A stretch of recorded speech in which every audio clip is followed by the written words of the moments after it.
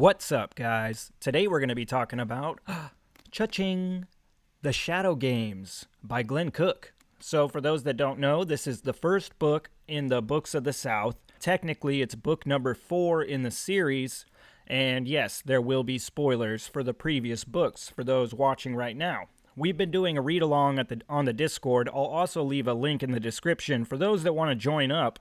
These books are fairly quick. Sometimes they do pose problems, but there's plenty of us there to help you guys get through if you're feeling froggy and you want to join up, all right? But just know, feet first. All right, you'll understand later. So guys, yes, book number 1 in the Books of South, Shadow Games. Wow, let's get into it. After the events of the White Rose, the Dominator is now defeated, and Croaker and what's left of the Black Company will make their way down south. They are in search of the lost annals, and they are going to bring them back to Katovar. Now we know as the reader that Katovar is where the Black Company hails from. The journey south certainly brings a number of challenges to the Black Company, but let's face it, guys, the company is always in over its head, and it's no different here in Shadow Games. One of the interesting things, though, is we are going to revisit all the places that we visited along the way as we pushed north in the Books of the North. So now we're kind of circling back, and it is kind of nice to revisit some of these areas,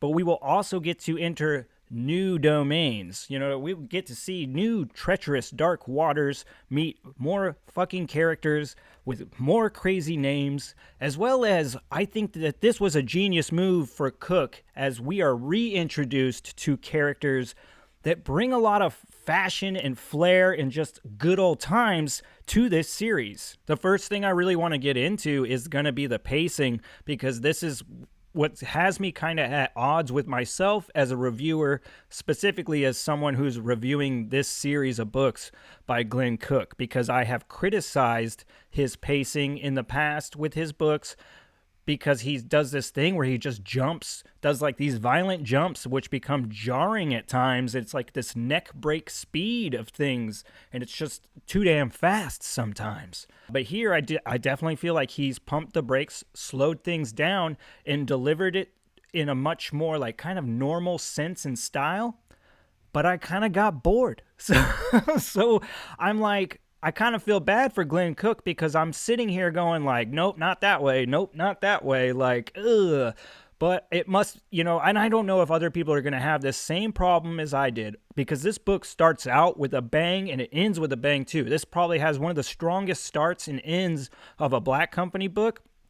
But there's a lot of stuff in the middle that just, he takes his time like maybe you should, but in the end, it just was kind of slow going for me. Next, I just want to talk about what Glen Cook is really adding to the series here. And we know that the Black Company is in shambles, but along the way, they're doing some recruiting. So we are going to meet a whole slew of new characters, you know, new recruits, but not just the Black Company characters. We're also going to see some new bad guys. You know, the Shadow Masters are essentially the antagonist of this story. And like I said too, without spoiling anything, I'll get into it in the next review, but you know, like I said, we're reintroducing some older characters as well that really kick up some dust and create some chaos that I really enjoy. Probably my favorite new addition to the series is going to be the Frogface, the imp that is purchased along the way. I love that Frogface looks like Goblin. I love that everyone's skeptical. Well, Croaker is very skeptical of this imp, and you know, why wouldn't you be? But Frogface really does seem to add, you know, a lot. He's very helpful along the way, and Croaker leans on Frogface probably way more than he wants to, and just, I don't know, I just really enjoyed envisioning this little imp that is highly suspicious and just lots of fun. As far as the returning cast and crew, I have to say that Croaker and the lady are getting, you know, they're really up front and center here, as well as their relationship together. So that's one thing, fans of the series, is if you're a fan of Croaker and lady and the kind of the what's going on between them, I do think that you're really going to enjoy this book, because it does actually give us a taste of their relationship. It's kind of nice in a way, because it does, I mean, as much as it slows things down, you really are kind of getting to see this human side to Croaker and to lady. I mean, you might really need it from the lady. And along the way, we're also getting to see Croaker really kind of bask in accolades. I mean, if you're a Croker fan, I think you're going to just laugh your way through this one, because in this book, he just gets elevated in status in so many different ways. I don't want to spoil anything, but Croker is just like, he's kind of like, he wears many hats in this one, man. It's kind of funny. Next, I want to talk about the action and the magic in the book, because I do think that it's very strong when it makes its appearances.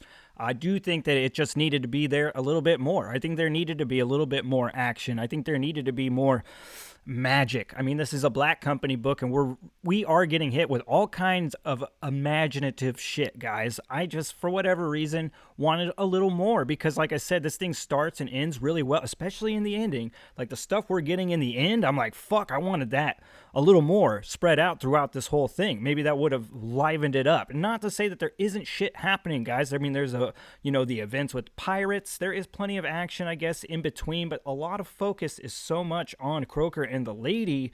Yeah, I just wish I would have seen more magical displays. Kind of working off of this, I'm going to go into the tone, because I do think that this is maybe one of the more lighthearted of the Black Company books, and I'm sure there's somebody out there like, what about this and that? I'm just saying, guys, like, I feel like there was a lot of levity in here, and yes, there was some dark moments. In fact, I think that there is a very sinister part in here that has to do with sewing. You'll know once you read it. But other than that, guys, I mean, there was just a lot of jokes to be had. You had a lot of levity throughout, and a lot of focus on this relationship. So not just jokes, you also had some love here going on. And yeah, so I mean, it just isn't as dastardly as the previous books. All in all, I really enjoyed Shadow Games, but I also found it to be probably the weakest addition to the series this far. That's including me reading the Silver Spike, which that's a lot of people's weakest addition, but I just found the Silver Spike to be kind of like this juicy morsel to chew on, where Cook is kind of giving us the same morsels, just with the different cast and crew, yet I just didn't find them to be as delicious. Yeah, that's just my opinion, guys, okay? So yeah, I do like the book, and I'm going to be pushing forward, because you know what? Once you're in the Black Company, the only way out is feet first. As far as my 2 cents for the slow and the struggling, yes, I do think that Shadow Games is for you. I think that Black Company is a great series for slow and struggling readers. I think that struggling readers do have certain hurdles that they're going to have to get over, mostly in pacing and stuff like that with Cook's writing. But I do think that this one is probably structured the best. Yes, I found it a little bit boring at times, but as far as how it's structured and delivered to the reader, this will be the easiest one for you guys to digest. All right, guys, as always, thanks for spending some time down here at the channel, and to Glen Cook, I salute you, sir. Feet first. And to any of those out there, like I said in the beginning of this video, if you're interested in the read-along, or if you just want to talk about the Black Company books with us, I will leave a link to the Discord down in the description. Come on down and yak about it with us, alright? Or come down and read alongside with us. Okay? Okay. If you're new, please like and subscribe. It really does help me grow the channel. And you know what time it is. Peace.